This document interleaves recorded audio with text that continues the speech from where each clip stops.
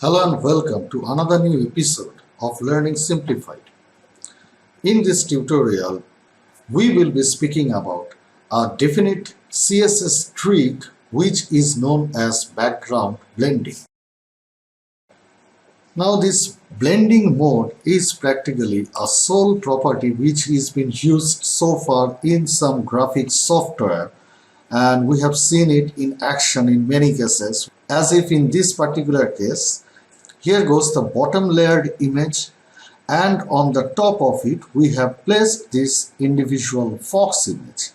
So now if we change the mode of this fox layer here, just see that we are changing this blending mode to screen, and we can see that immediately the top layered image is practically blending with the bottom layered image into our software. And this is what we had done previously. We had used some external graphics software to make all this kind of visual effects. But what if we can do the same process into our project using the codes only? And this is applicable to both images and in case of an image and a solid color. As an instance, if we now turn on this solid color and if we set this blending mode property to normal of this fox, turn it off, and you can see that the fox is normalized again as we had set this mode to normal here. And now if we turn on this solid color above and selecting it, if we change this mode for say to screen or multiply, we can see that we are practically able to change the background. So the blending mode practically works between two images or between an image and a solid color. So this is the thing in the first place that we need to remember. We will be practically mixing the background property of a particular div element. Now here goes the challenge. We will be blending two different background properties of a definite div element.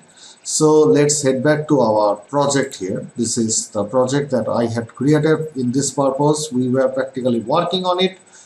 Now this is the page that we have created in this respect, and first of all we need to set up our project. So we will be heading back, and first of all we will be creating a class name here for say we are creating this container fluid, and as we can see that we have practically used bootstrap responsiveness in this particular case. So first of all I'll be using this container fluid, and definitely then I'll be creating this I'll be using this row element div class call md. So I'll be consuming up all those 12 columns of the grid which is specified for bootstrap, and here we will be creating a specific div which is known as slider holder. So we will be copying this slider holder name from here, copy. Let's head back to style.css, and here we will be commenting out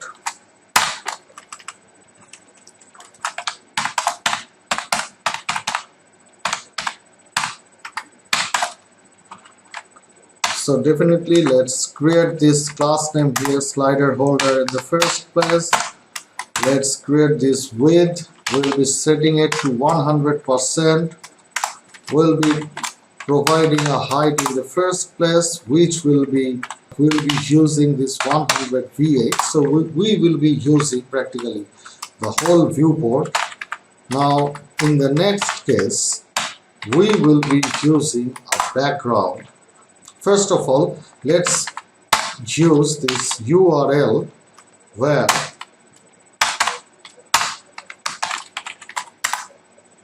we will be mentioning a definite size, background size, cover, And in this respect here, as we had said earlier, that the image will be placed in the center condition and it will be no repeat. And this is the project so far that we had created earlier. Let's head back to our project and reload, and we can see that this will be the obvious result. So we have practically inserted a background image to the div element that we are about to use into our project. In the next case, now we will be using the background blending mode. We will now mention here background blend mode, and now as we can turn it on, we can see that here goes the specs. We can practically use anything out of this thing. So in this first place, I will be rather using the screen property. Now if we press Ctrl S and head back to our project and reload, we can see that nothing happens because we never mentioned with which it should be blending on. So we need to mention it right over here.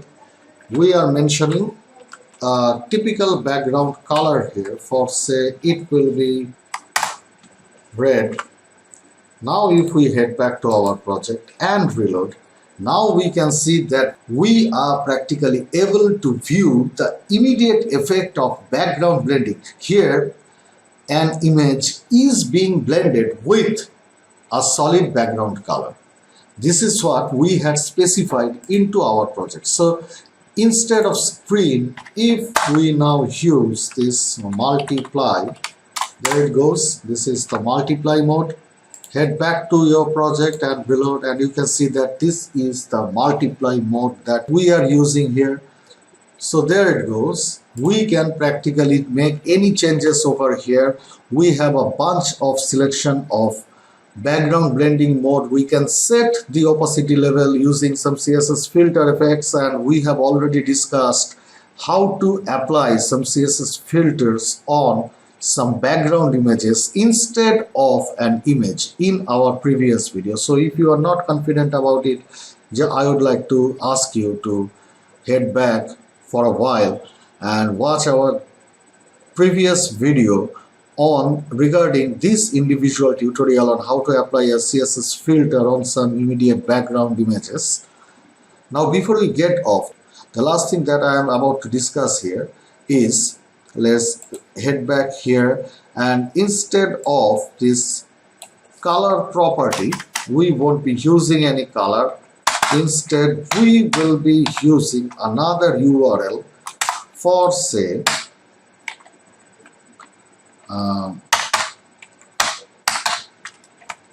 images foxbig.png. Press Ctrl S, head back and reload. And now we can see that if we use two different images, so in the first place we had used a background color and an image. Now in this particular case we are practically using images to blend them properly into our project, and we can see that we are practically successful. Both the images are getting blended and they are resulting into this sort of display into our project. I will be skipping backward into the same background color that we had used earlier. Getting back to our project, now if we reload, we can see that the same effect turns back.